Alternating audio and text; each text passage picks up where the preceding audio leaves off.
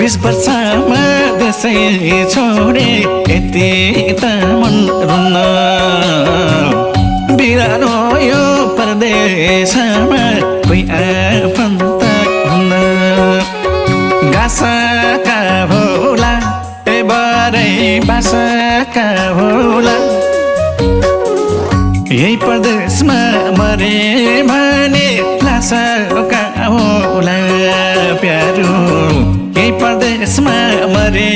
भने लासका होला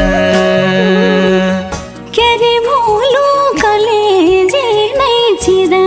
परेको दिन एयरपोर्टमा